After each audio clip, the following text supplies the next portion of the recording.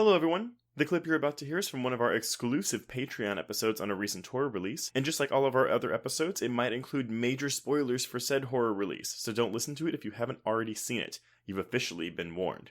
And if you'd like to hear the full episode, just head on over to patreon.com/horrorqueers and subscribe today. Without further ado, here is your exclusive Patreon clip. I didn't mind the use of humor. For me, Kano as a character, like the humor in him didn't work for me because it was very like fuck your mother kind of jokes. And we've talked about my sense of humor doesn't really align to that kind of like lowbrow American sensibility stuff. Right. So they're like, and I'm not trying to be prudish. There were a bunch of different jokes where I thought, yeah, okay, that's either funny or I can see why other people would find it funny. So most of the time it was working for me. And then the dinner scene happened. And I was like, okay, well, now I'm ready to fuck this movie because I didn't like this at all. Okay, so you had keyed me to this before we started recording. So for the only time I was he calls either Kung Lao or Liu Kang a pussy. I remember that. And, you know, he has a bit of racial humor because he says, I'll stick that sombrero so far up your ass you'll be speaking Spanish. Yes. Shall I read you some of the other ones? By all means, go ahead.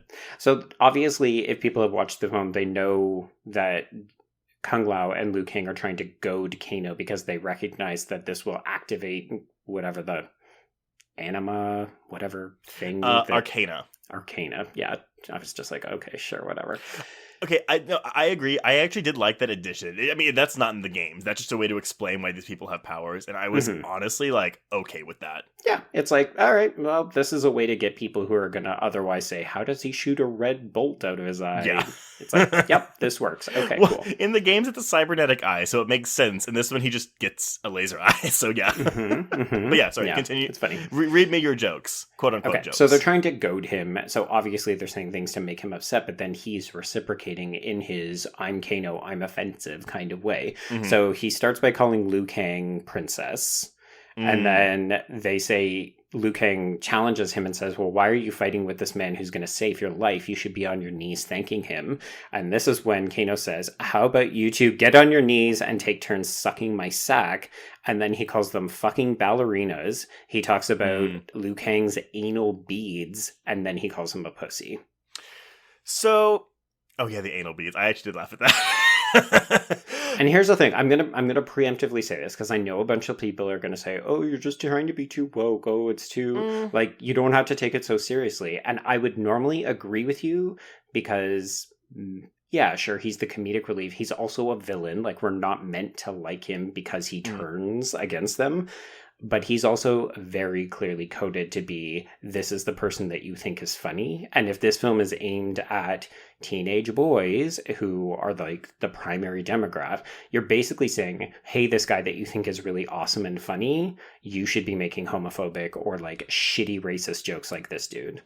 So, okay. I don't think you need to preemptive, like, to preempt that with anything because I don't think your reaction is unfair, and it is going to be depending on what you're walking into this, like what baggage you're walking into this film with, or what life experiences you're walking into this film with.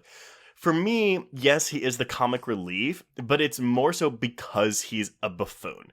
Like no one else in this movie takes this character seriously.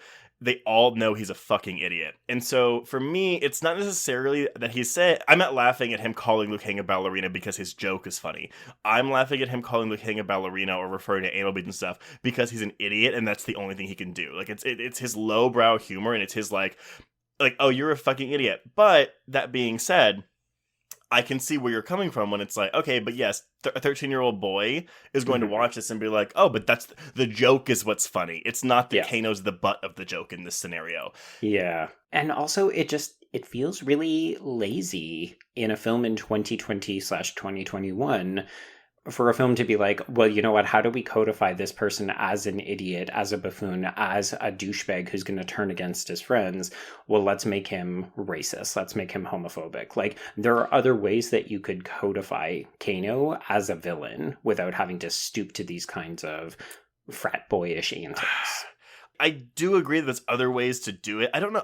I mean, yes, I don't know if I want to say it's lazy. I guess just because I'm just like, this is, for me personally, I wasn't offended by the film's portrayal. I'm offended by Kano because yes, he is an offensive character, Mhm. but I didn't get the vibe that the film, like, that's where we're coming from, right? You know, it's like, okay, well, is just because a character is offensive, does that mean the film is?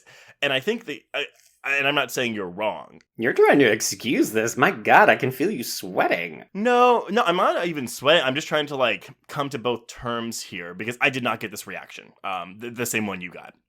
But we're also walking into this with different experiences. So, okay, let's say it is lazy. So it's lazy. But then when it says, okay, well, if your audience is 13-year-old boys, what are they going to take away from this? That is then when I kind of enter the conversational fields of, well, is it the film's responsibility to make sure 13-year-old boys have a certain takeaway from it? I don't know. No, I don't buy this line of argument because really you could have done it in any other way and still gotten your message across. So this is the filmmaker saying, okay, it's really easy to write the character this way and make him a villain. So what is a less lazy, and I'm not challenging him, I'm just curious, like what is a less lazy way of making this character be like this without stooping to racist or homophobic jokes? I mean, simple, Trace. You just have to say, oh, he gets upset by this, so he says like, oh, fuck you, like you don't know anything about me. I'm motherfucking Kano. I'm the guy who's wanted in 50 states. Like, you could leave out all of the other language and just have him get angry, and then the laser beam comes out. I don't know. I mean, I'm not gonna lie. I thought it was funny. Like I genuinely thought this dinner scene was hilarious. Nah.